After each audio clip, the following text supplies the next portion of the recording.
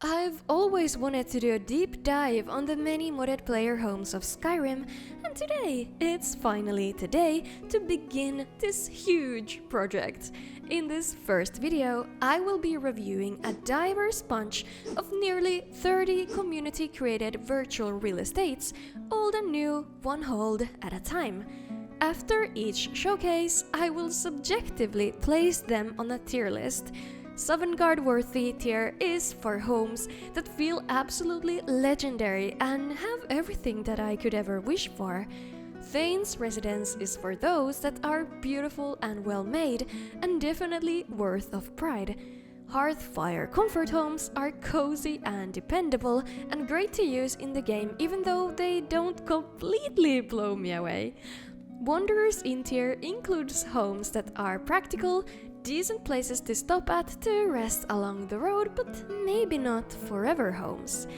Finally, we have Campfire Rest tier, which have player homes that might be great, might have everything you need, but it's just not for me personally and my personal playstyle. Nonetheless, they work for the right kind of player.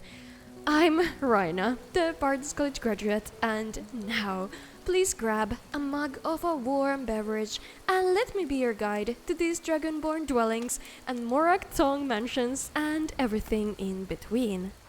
We'll begin the showcase in the diverse hold of EASTMARCH, one of the old holds. It is known for Tamriel's oldest inhabited human settlement, Windhelm, and its beautiful hot springs, which, according to the legends, came to be as the hero Wounding defeated a Daedra with his flaming hammer. Here at the hot springs of EASTMARCH, next door neighbor to Witchmist Grove, we have the first player home in our list, Hovelmud by Lele, which is a small hut composed of mud. Many large mushrooms grow around it, and on the roof, a Dwemer pipe acts as a chimney. Some laundry has been put out to dry, which makes the house seem more approachable. Inside, there is a controlled chaos under a beautiful candlelight, potatoes on the floor, a lot of interesting clutter and food on the tables, both using vanilla and custom assets. You can use the basic crafting tables, alchemy lab, enchanting book, anvil, and a cooking pot. There is only one bed, so companions can't sleep here, but this is meant to be the tiniest starter home, so it makes sense. I really enjoy having clickable things in player homes, because they make the place feel interactive, and in Hovelmud there are plenty, which adds some sweet immersion. Oh, that looks exactly like my usual meal at the summer cottage. You can get the key to this house from a nearby necromancer's table, as the last owner was sadly sacrificed. All in all, this player home feels very cozy, it has been decorated very well, and I love how the few crafting stations have been somewhat concealed to fit the surroundings. Regardless of its strong visual design and the enjoyable clickables, I'll have to put Hovelmud in Wanderers in tier, as this home is simply not for me, and I had to download a fix to the original mesh of the house as it was bugging. The next home we're taking a look at is Ebongrove by Undriel, located north of Shorestone. Outside, there's nothing besides the door on the side of the mountain, and in the urn, the key to the dwelling alongside a letter. When we step inside the cave, we're met with beautiful autumn trees and an unbelievably relaxing atmosphere with the path leading us to the living quarters. There are multiple areas, both for crafting, as this home contains all crafting stations, as well as leisure, with a dining area and a main bedroom and a secondary bedroom for friends and followers. I think the most useful feature of this home is that you can use this statue to teleport to each of the main cities and recall yourself back in using this spell, so the remote location of Ebongrove won't be an issue even if you're busy in the many holds of Skyrim. In the home, there is a small garden with fertile soil, a lot of named safe storage, changeable banners, Daedra shrines for some buffs, and an overlook area to take in the view and maybe study some books. Moreover, the lighting is gorgeous, and the decoration is on point with interesting clutter composition, which makes the home feel extremely comfortable. Ebongrove is complete with a lore of its own, which earns it an extra point, because I absolutely love it when a player home comes with its own lore to learn about. When it comes down to it, even if I don't personally connect with the Dunmer of Tamriel that much, this home is undeniable Sovngarde-worthy dwelling with all its features, design, coziness, companion friendliness, and thought-out lore. Now grab your mittens as we're leaving the comforting hot springs behind and moving into the freezing north here in Eastmarch and arriving to Viking's Longhouse created by Schwarki. This impressive, authentic-looking Norse-inspired building is located right next to Hlalu Farm, and you can enter it without a key or having to purchase it at all. The smoke coming out of the open ceiling invites us right in, and inside we're looking at a large hall with a central hearth warming up the space. On the sides of the building, there are many beds you and your companions can sleep and sit on, with drawers beneath them to use as safe storage. You can find a couple of crafting stations, tanning rack, workbench, and alchemy lab in addition to the basic cooking spit, as well as other basic features like the Shrine of Talos, weapon racks, bookshelves, and a wood chopping block outdoors. The details in the lodge are well thought out and placed with care, and the historical accuracy combined with Skyrim works beautifully in this player home. I'm putting this one in Hearthfire Comfort tier. The mod is absolutely gorgeous, but even though Skyrim has been partly inspired by the Viking era, it still seems a bit too on the nose for me personally to use in the game. Now let's walk next door to the charming dwelling of Routa, made by the talented Eleonora. Located right next to the bridge to Windhelm, this classic Stormcloak-themed home serves any and all warriors, Nords, and rebels alike. This player home actually turned 10 years old last July, as it was first released in 2015, and for its age, it's still a great choice for its vast features combined with immersion. These features range from unique displays and themed clutter to detecting your player's gender to change the armor stands and wardrobe, as well as a proper sauna. I've ranted about this before, but I think it's a total disgrace that there aren't saunas in vanilla Skyrim, so in every player home, I look for it. There is the bucket and ladle to throw some water on the rocks of the Kiwas, so it's all very orthodox.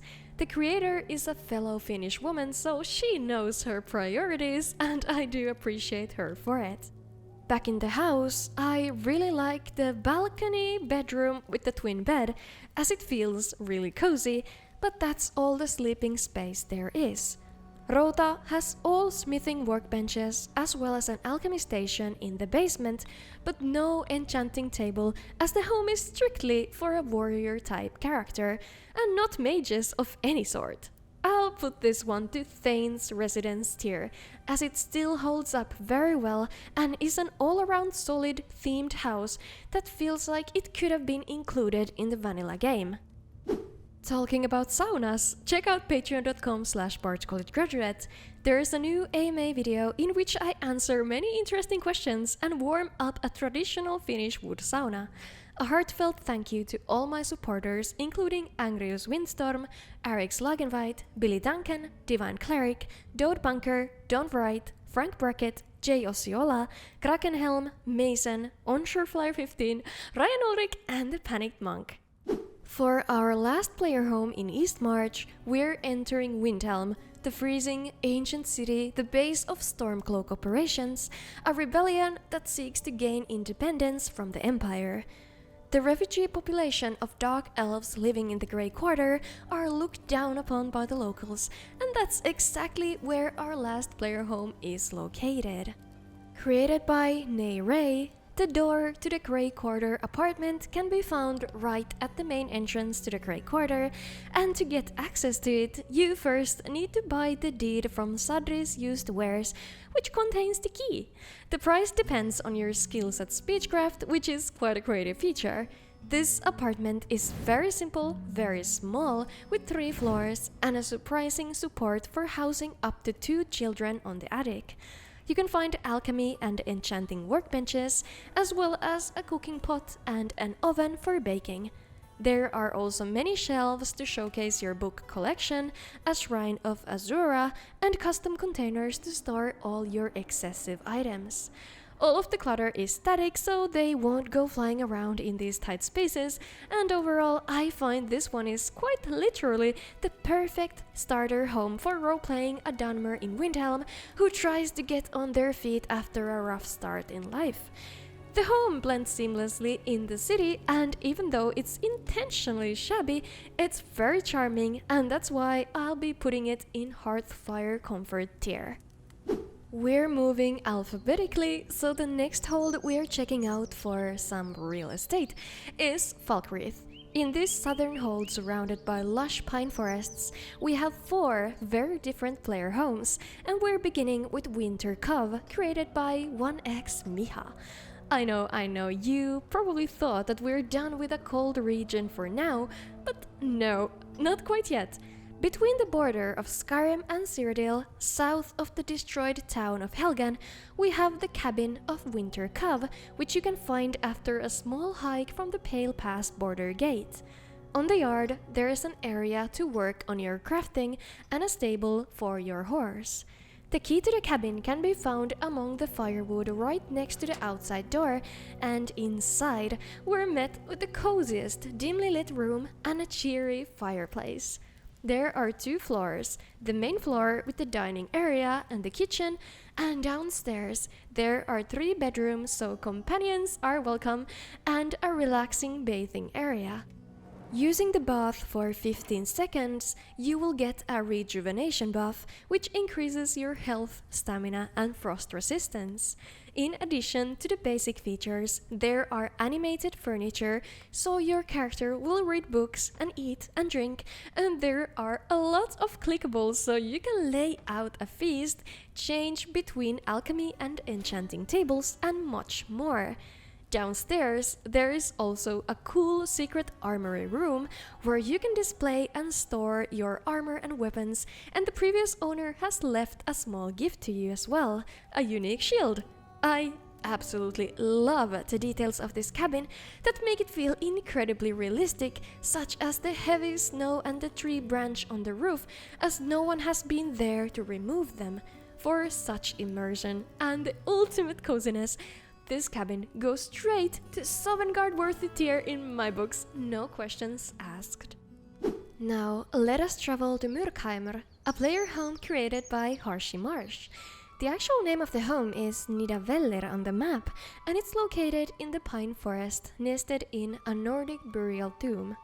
Outside the door, you can find the armor crafting stations, and here you can just waltz right into this player home without needing the key or having to buy the property.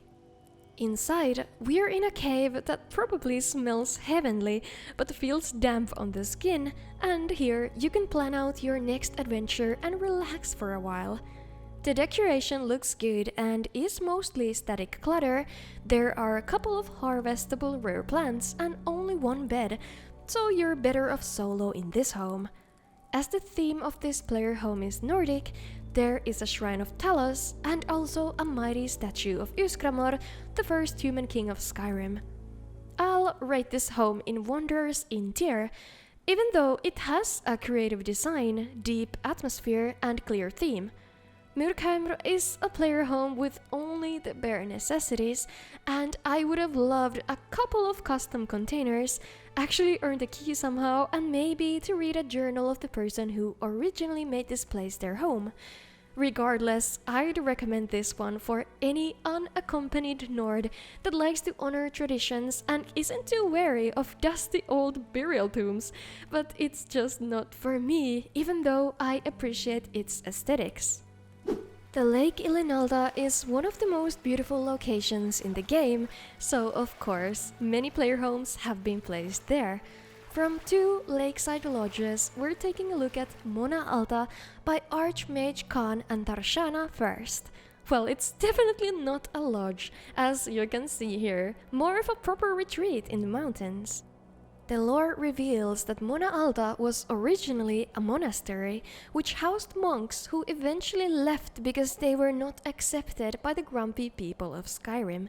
Years later, a wealthy businessman bought the estate and furnished it with lavish items from all around Tamriel. Something tragic happened, whereupon Mona Alta is yet again open for a new owner for a price of 40,000 gold. To access the player home, you need to walk upon this invisible path, the Path of Faith, and inside is a wondrous sight. At first glance, this estate feels more of a museum, which you can fill up yourself with the items you have brought from your adventures, such as the black books from Apocrypha. The kitchen is super cute and rustic, and there is a lot of space for companions in a dormitory-style bedroom with 5 beds. I really like how you can see through the windows, like here in the main bedroom, which is located up the stairs from the library room. In addition to all usual crafting stations and custom containers, there are a lot of displays and idle markers, so you and your followers can sit or lay around the house. Moreover, there is a shrine room and a whole pool. I mean, who doesn't love a pool? For Mona Alta, there are 2 editions available. Basic edition, which I have showcased here, and a family edition, which changes the companion's bedroom to be a kid's room with 6 beds. All things considered, I'm placing this home in Wanderer's Inn tier as well. Even though the features are well implemented and the lore is thought out in detail, I just don't like some of the visuals and custom assets, as many break immersion for me and look a bit out of place in my opinion. Finally, we're checking out the player home that you might have seen many times before in my videos. The Jewel of Lake Ilinalda, Mirele Bismath Reborn by Marshmallow and Soft Rodft. This fantastic looking mage tower is located right where the White River begins, and the view to it from the Guardian Stones is absolutely breathtaking. It was originally built to serve as a watchtower, but had a makeover after Dwemer Wizard occupied it for a while. Now it's for sale for a reasonable 8,000 gold, and for that you'll get a house with a lot of useful features. You can find each of the many crafting stations, an inside garden and a fireplace lounging area, a lot of custom storage, sorting machine, a fishing hatchery by the dock, and multiple ways to display the items you have collected along the journey. This just feels so satisfying to line up all your trophies. In the attic, you'll find the roomy main bedroom with a balcony and extra beds, while the middle floor includes an additional room with a bed suitable for a companion.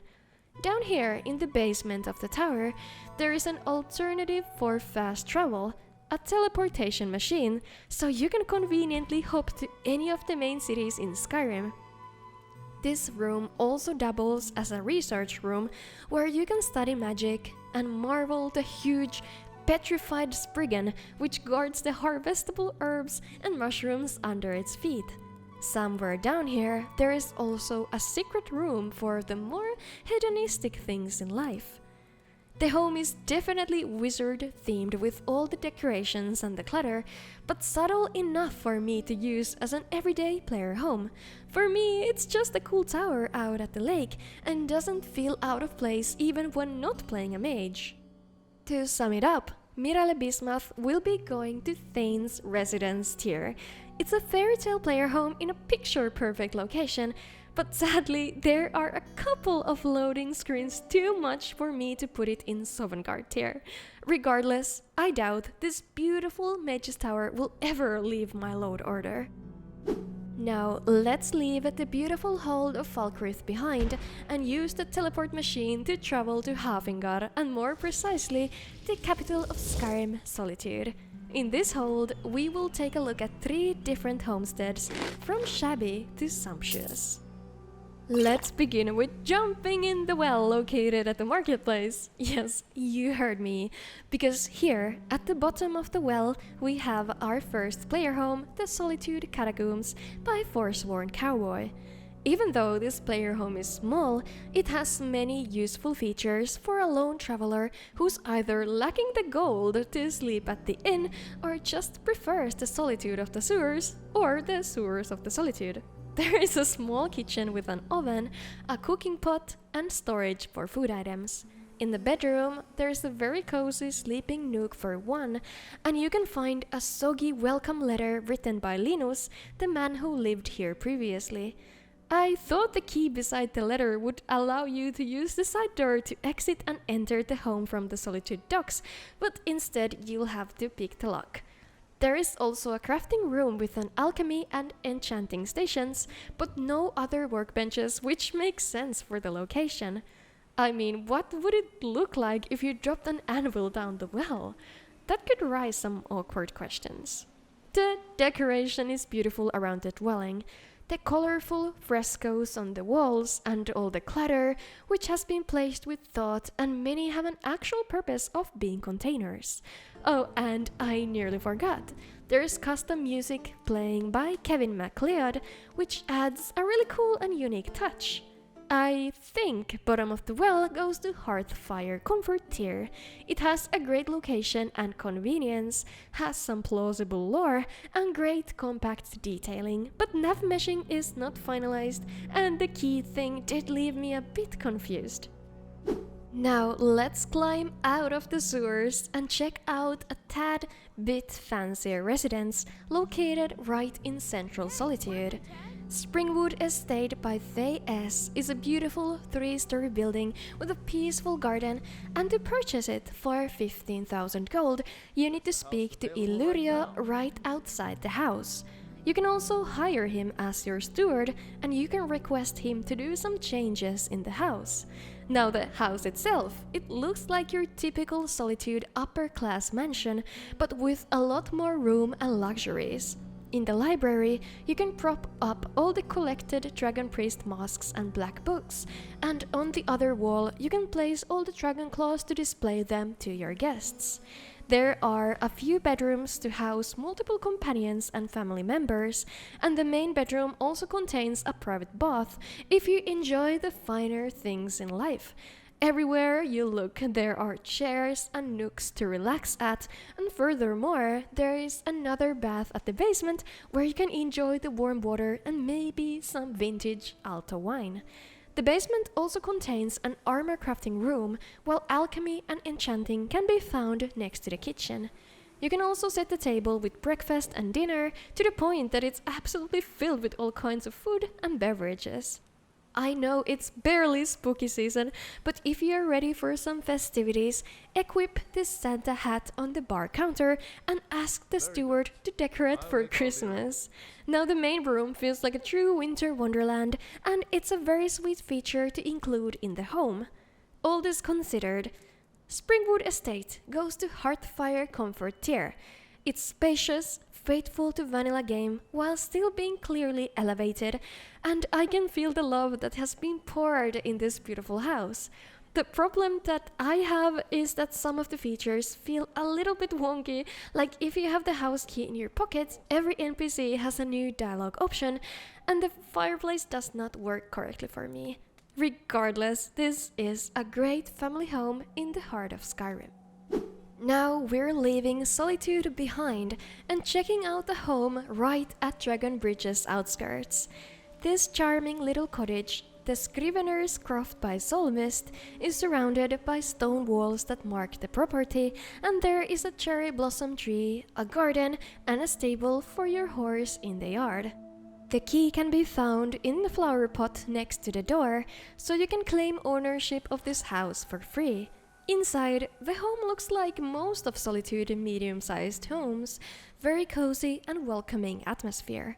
there are all the basic amenities, all crafting stations with armor and weapon crafting located in the basement, some planters, custom containers of course, and weapon racks, but also a couple of features that make this house stand out from the most. In the kitchen, there are clickables to set the table, cook some stew, and prepare a dessert pie, and fill up your bottles of mead. There are these useful displays in the library, but most of all, I absolutely love the idea of being able to hang all your Divine's amulets on the wall. This is something I really haven't seen anyone do in player homes. The secondary bedroom upstairs contains 2 beds, and you can swap its style between companion's room or children's room. And in the main bedroom, there is a wash basin, which you can use to change your character's appearance. And of course, in addition to the crafting supplies, there is a bath in the basement. Even though the home looks pretty unassuming, these features make it unique and convenient. The Scrivener's Croft is definitely a solid home, very functional, and I'll put it in high Hearthfire comfort tier. The next hold we're going is HJAALMARCH, known for its spooky, scary marshes and the town of Morthal. Next to the door of Moorside Inn, there is an ominous warning posted about the ghost roaming the swamps, and sure enough, it's an aggressive one. After letting the spirit pass into the afterlife, you can loot his armor set and a hideout key. There is an old shack nearby Morthal, absolutely deserted and run down, and this key fits in the lock of the trapdoor on the floor. Here we are in Sicarius' Refuge, a hitman's hideout created by Eleonora and Leanne. Before we go into its features, you might have already gathered that this is the perfect home for a murder hobo playthrough. It includes all crafting stations aside from staves and spiders, and a lot of custom storage, but there are more exciting features like poison arrow crafting workbench, and naturally an altar for Sithis you can pray at. Oh, and who's that, you ask? That's Norok, your new friend. Don't worry, he doesn't bite. You at least. In this underground bunker, there are some clickables to change some things around the home.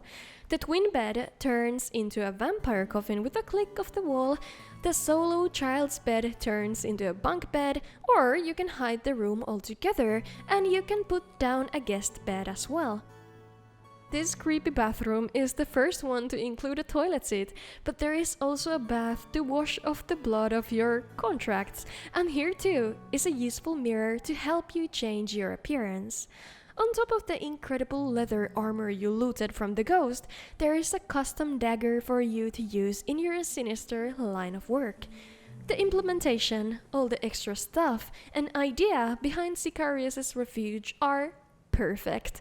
But the only complaint that I have is that I can't get a follower come even close to the abandoned hut, which is why it goes to Hearthfire comfort tier. Otherwise it could be much higher, as it's a pretty dang cool dwelling with a very strong theme and a great extra features. We only have 2 houses here in HJAALMARCH, and the second one is barely a house. I mean, it's definitely not a house at all. This tiny Sami Hut is located, thankfully, out of the marshes in the snowy land not too far from Dawnstar. Inspired by traditional Sami dwellings, its name is Varidallo, and it sits right at the shore of a small frozen pond, out of harm's way, and you can waltz right in without a key. Now, you surely understand that this one doesn't contain anything fancy. Cleverly disguised alchemy and enchanting, cooking pot and anvil inside the hut, and wood chopping block and tanning rack right outside the walls. A bed of furs, some bags for items, and space for sitting and watching the fire. The fire can be extinguished, and if it's out, no light or smoke will be visible through the open roof, looking from outside and vice versa. I think that's it. I feel like this shelter would be absolutely amazing in VR, as it is so cozy and so tiny, and I can imagine how it would feel to watch the stars while laying on the furs. Sami Hut goes to Wonders Inn. The comfort is there, and the hearth is there as well, but that's all it has to offer. We're crossing over to the neighboring hold of the Pale, a sparsely populated northern region with Dawnstar as its capital. Here we have another pair of homes, beginning with Ebra Home, created by Ace Focus. This building is located right at the coast of the Sea of Ghosts, just west from Dawnstar. It's a wooden, medium-sized house with a balcony to sit on the rare sunny days, and a decorative lookout tower. Under the rock formation on the yard, there is a handy crafting hub with all the crafting stations, but spiders and disenchanting. Now we don't need to find, buy or fight to get the key. The door is unlocked, so we can walk right in. Here in the main room we have a big table to sit at, and right next to the door there are all shrines of the divines. The hearth warms the space, and the kitchen is my favorite part of the house. It's very cozy and small, and these cabinets look really cute. Here in the bedroom we only have one twin bed, so maybe you can bring a spouse in or a close companion, but you'll have to share it.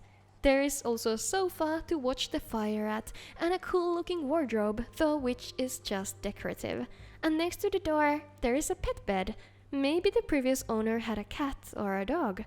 The door from the bedroom leads us to the bathroom, which includes a probably saltwater filled bath and a private toilet seat. Ebra Home is a straightforward lodge where you can spend your free time while doing the quests at the area, and I'll drop it into Wanderer's Inn tier, for I wish some of the clutter was named storage and that you could enter the watchtower. Regardless, it's a very cozy getaway from the unforgiving northern Skyrim weather. Another player home in the Pale is also located near Dawnstar. More accurately, Morskom Estate by DarkFox127 is located right in the city.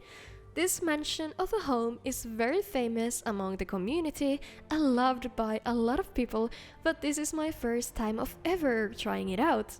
Exciting, yet I'll try not to let the popularity affect the rating. By the looks of it, this home looks high-end. It's huge, has a gargoyle on the yard, and the property is guarded by gates. If we walk up to the estate, the note on the door warns us to stay away from it.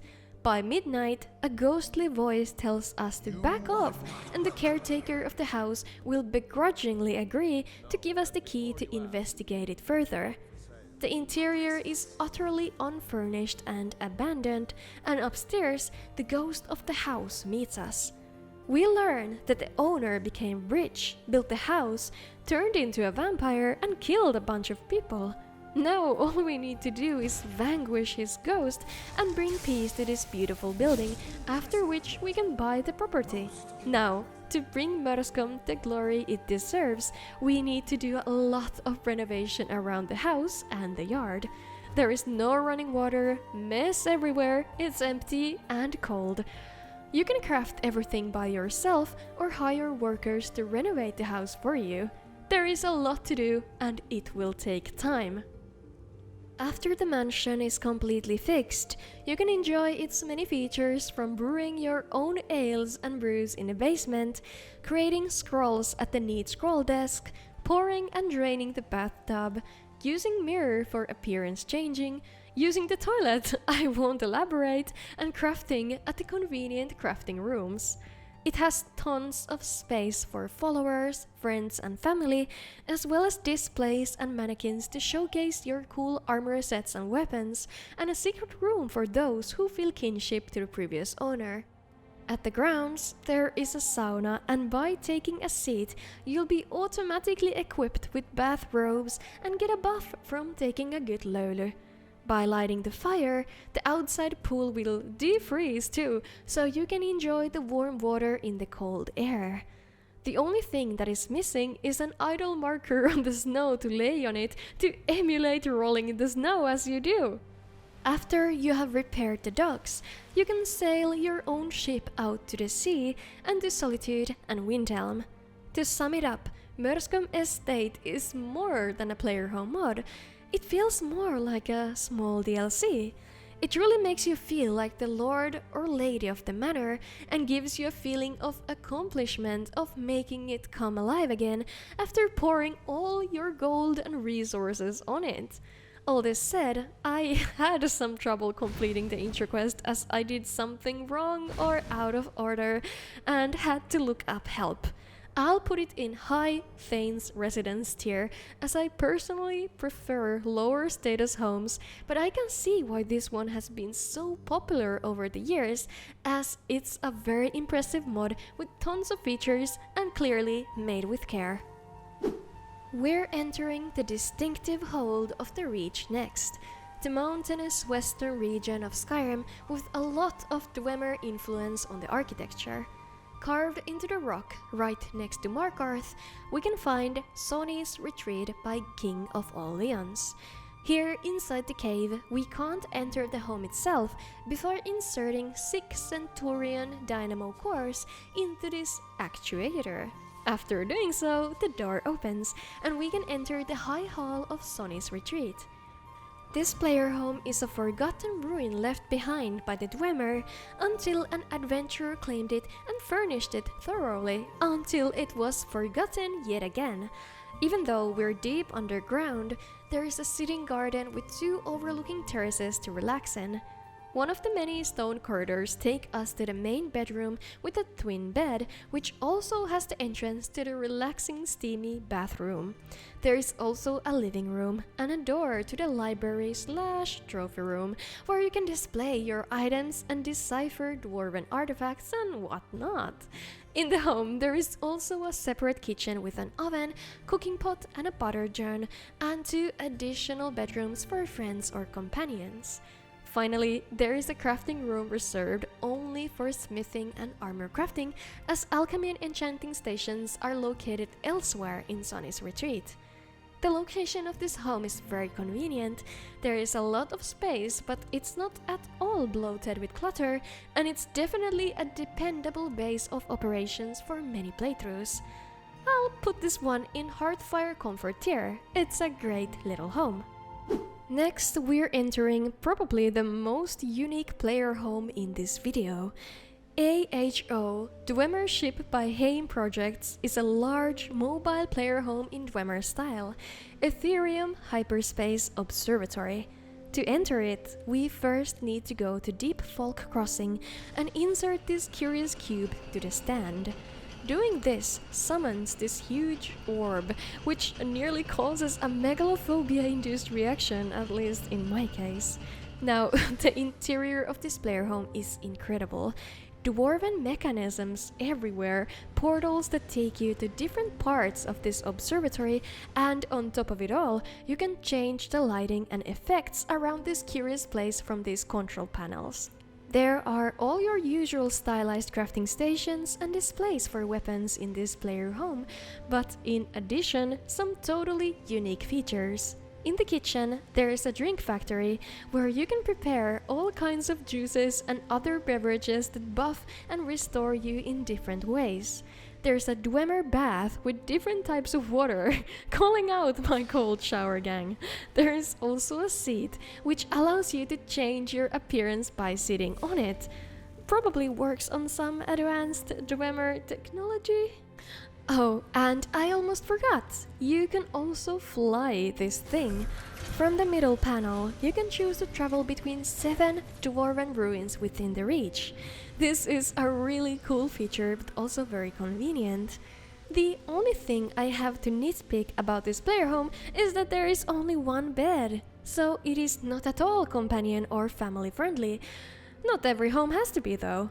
All in all, I love how not a single item is out of theme, which makes this player home feel super cohesive in its stylized to maximum Dwemer theme, and its uniqueness and convenience considered, Ethereum Hyperspace Observatory definitely belongs to Sovngarde worthy.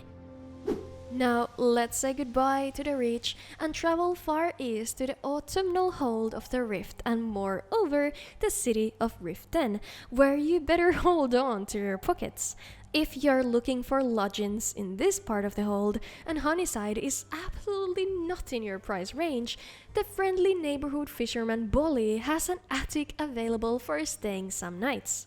Somnolent Nook by Orioi is a small and cozy player home that you can enter by opening the book which contains the key on the table on the balcony, and then you can just walk right in. This tiny attic space has been decorated in the most perfect fashion, probably the best I've seen during this video so far. There is so much stuff everywhere, Bolly's personal belongings like the archery supplies he might have used when he was younger. Everything has been laid out in the most believable way, which makes the space feel incredibly immersive and realistic, and yes, it's all static. Pretty sure this is also an amazing mod to have for playing in VR. Now, the actual features of this player home include many custom containers, cooking and baking possibility by the fire, a singular bed, and an enchanting tome and alchemy lab. Moreover, you can roleplay by pulling down this door bar to keep you safe in this treacherous city. I absolutely adore this player home, and it is a Thane's residence. Maybe not for some, but definitely for myself. The second home is also located right here in the city, but instead of going to an attic, we're going to the sewers! Yippee! Don't we all just love the sewers? Here, at the Rift and Canals, a new door has appeared, one that leads to Canalside Bunker, created by Sokvabek. To gain entrance, you need to purchase the key from the Pond Prawn. Now, the first thing I saw when entering this home was the beautifully set table with a full feast cooked up and ready to eat. What a perfect welcome. The main room looks like a nice lounging area to hang around with friends and family, and those are welcome too, as there are multiple beds available for all companions, as well as children. Upstairs, there is the main bedroom with a window to the lounging area, and is that bloody Baron looking over me while I sleep?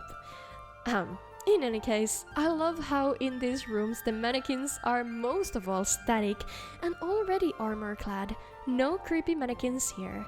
In Canalside Bunker, there is every crafting station available aside from smelter and oven, custom containers and custom shelves to display poisons and potions, which is a very cool thing to have, and there is also a small decorative bathroom. And I just know you're wondering what's behind this mysterious chained up door. That would be an epic relic room to show off a wide variety of your unique treasures within Skyrim. There is really a lot of space and slots for the most of the rare things you can find in the game. I really do like this house and can imagine how homely it would be after filling it with friends and family while living the life of a high-ranking Thieves Guild officer. The only thing I have to mention is that the download file was more than 1 GB, which is kind of a lot. I think this one goes to Hearthfire Comfort tier. Now, we haven't had a chance yet to take a look at the proper castle home, so that's what we're doing next. Night's Rest by Laz is a mountainside castle retreat located right north from the settlement of Shorestone at the border of the Rift and EASTMARCH. It has a tall tower and sturdy gates to secure the perimeters, and going inside the property we're met with a potential follower, Thorak, a castle guard, and posted on the wall there is a sale sign. Night's Rest is yours for a reasonable 25,000 gold. Right inside, there's a dining room hall and a bar, and behind the wall, the kitchen. Here is also another person to greet us, Clara, the housecarl. Everywhere you look, you can see this red and blue coat of arms depicting an eagle, symbolizing the unknown noble family that used to live here. Now, shall we take a look at what else does this castle have in store for us? Going through the kitchen, we enter a study room with a warming hearth where you can do alchemy, enchanting, and staff enchanting. This is something you would expect from a Skyrim castle, but this doorway takes us to a completely different world. A luxurious bathhouse with a huge pool deep enough to swim in. What in the world? Now, let's go upstairs and see what it has to offer. There are many rooms for companions to sleep in. You can house so many friends in here, and cozy nooks to sit at every corner. And on this floor, there is also an inside garden room, another freaking bath just next to the corridor.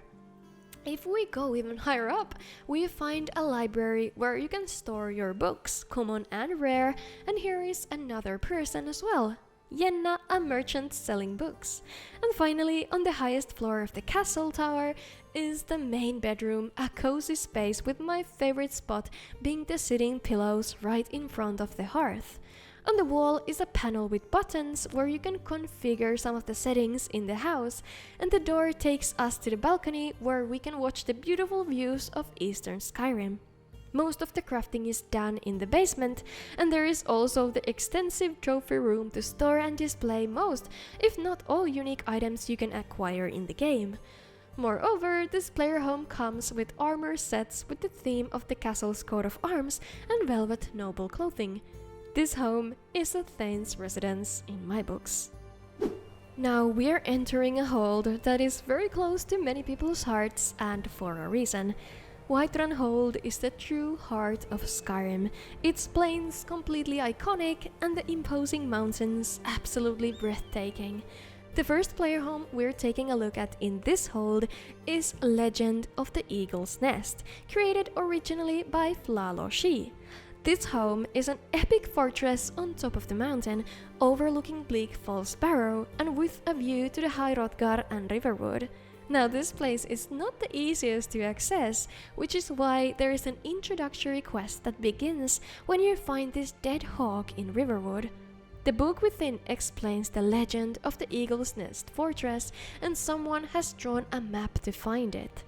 As we follow the mountain roads and go through a cave, we eventually find ourselves in this forgotten stronghold, and it's time to put it back together as it's completely empty and has been collecting dust for years. In Riverwood, we'll hire a bunch of men to guard the fortress, acquire some livestock, and pay a guy to restore a secret passageway. Now our new home is fully furnished and ready for us to move in. The theme of the house is very apparent through the decoration, and it has a very atmospheric, candlelit interior that feels super cozy to stay in. In this home, you can take use of the kitchen and the dining table, the living room armchairs, the office or the study room, and the bar if you're feeling thirsty. Upstairs, there's a twin bed, and that's the only bedroom in this main building. Behind this panel, there is a secret stash for all your valuables, gold, and the nest egg, if I may. The clutter is mostly non-static, so keep the fuss roda to the minimum unless you want to make a mess. Outside of the main house, there is a whole tower for practicing alchemy and storing your ingredients. Otherwise, most of the crafting happens out. The animals live in the stable, and here is also a couple of bedrolls available. This home is a true Thane's residence, as I love the concept, but I don't personally care for the added NPCs. If any one of you is scared of high places, don't worry, we're going back to the secure ground. Right here at the banks of White Watch River, right near the ritual stone, we have Wuth Rein by Leptonas, a player home cave carved into the rock. To access it, we first need to locate the earlier resident who got himself killed by the Thalmor, those f***ers. In any case, his journal explains how he found this mythical sanctum and made it his home. Now this home is at the same time small but roomy. The main door takes us to this hallway where all the armor crafting can happen, and on the other side there is a sacred waters well which heals all your illnesses. Before checking out the main living space, there is an additional room right here which is perfect for a friend or a hired sword. Now the first thing I noticed is that the main room has actual wood flooring. Good job, Mr. Got Killed by the Thalmor. It makes the space a bit cozier and I think warmer too. This hall is divided in two, with the first part being a study where you can do enchanting and alchemy and lay out all your surplus equipment and items in these safe containers. The other half is reserved for relaxing by the fire and sleeping on the twin bed, and you can also use these shelves as a platform to grow your book collection. Wuth Rein is a very solid, clean and well-rounded home, a great one to add to the high Hearthfire comfort tier. Next, we are taking a look at the largest player home in this video, inspired by Daggerfall and Arena. Tundra Stronghold by Retrofix is a huge complex composed of robust but run-down walls, abandoned townhouses, the impressive looking castle itself, and the mysterious Tower of Sauron. Now, to get a hold of this property, you need to forge the key to the kingdom for 25,000 gold, then we're free to roam every inch of these perimeters. These houses are all just decorative, so we are going straight inside the Tundra Stronghold castle itself. Now, I will say that I have to showcase this player home a bit differently than all the ones before, because it has so many cells, so many rooms, everything is huge, there are tons of NPCs, and I've gotten lost so many times already. The castle is meant to look old and worn down. There are stone rubbles in every room, but it doesn't seem to bother these people living in here. Instead, they have made this massive place their own and seem to enjoy their day-to-day life. No wonder, because there is an abundance of food, warmth, and social life. All this castle seems to be missing is a ruler, which I guess is us now, as we own the place. Now, you already know that this place has every crafting station there is, dozens and dozens of rooms, at least 1 million beds, tons of storage space, so I don't need to show all that to you. Instead, I'll show you this. There are every standing stone, so you can choose the buff of your choice right here at the security of your own home, and a huge freaking pool to chill out after a rough day. Downstairs, there's an epic museum, the Underkeep, where you can place all the Dragon Priest masks, Dragon Claws, and Elder Scrolls. And oh, there's also a Daedric room in which you can show off your artifacts. In the armory, you and your whole guild can store your weapons and armor in these two huge halls, and the King's Chamber is connected through here as well, which feels like a whole player home itself. There are bed chambers, a dining hall and a kitchen with a pantry, a library room to study in, and private crafting room. Plus, there is a hidden room for those with more sinister ambitions. On top of it all, there is a secret passageway to Whiterun. That's pretty useful, I'd imagine. In all accounts, Tundra Stronghold is impressive, moody, huge, and ambitious. Easy to get lost in. Truth be told, this home is designed for a very particular type of player that isn't me. It's really the opposite what I would want in a player home, as it's too big for me. You kinda don't need to leave it because it has everything, and it makes you feel like your character is at least a king. That doesn't make it a bad player home. On the contrary, I can see it's made with unbelievable effort. But these are the reasons why I'll put it to Campfire Rest tier. Sorry. Our final Whiterun player home is located inside the city of Whiterun, right upstairs of Arcadia's Cauldron at the marketplace. By going through the door in the garden, we'll find the charming Astronomer's Loft by Orioi. It has a similar layout to the earlier Rift and Loft player home, but it's more bright, clean, and open. This player home is created mages in mind, but it's ambiguous enough for any type of traveler to bunk in while exploring Whiterun and the surrounding hold. The first thing I really noticed is that there is no fireplace, but the big window shines a lot of light into the space. Even without a fire, you can still cook and bake on this round table, and there is an alchemy lab and enchanting book on the study desk. The home also features plenty of storage space, many of it's customized, so you can separate and arrange all your excessive items. The static clutter decoration around this tiny loft home is brilliantly organized, especially the telescope that is a defining centerpiece item of this mod. I also love this small detail of a diary in the bed. This is definitely a realistic touch. I think Astronomer's love goes to Hearthfire Comfort. It's a really sweet little home to stay in. Additionally, there's a patch in the optional files to buy the loft from Arcadia for 500 gold for some added immersion if you don't just want to walk in for free. Finally, we're arriving to the final hold, which is, of course, our beloved freezing Winterhold. Here in the home of the School of Magic, we have 3 amazing player homes, and first off, we're taking a tour in Seeker's Solace. This impressive looking tower formation is located just west from Winterhold, built with magic on the side of the mountain. It'll be quite a workout climbing these steps up to the entrance, but it's worth it as this place looks epic. The first hall is a vast library with enchanted books flying overhead, and at the opposite side, there is a magical room to help you navigate around the fortress. These teleportation spells can take you to the dining hall, where you and your companions can eat together after an adventure or long day studying. Quarters with many beds to accommodate guests. The main bedroom, which is reserved for the master of the fortress. Laboratory, where all the magic happens, literally. As well as a forge, study, and tower foyer.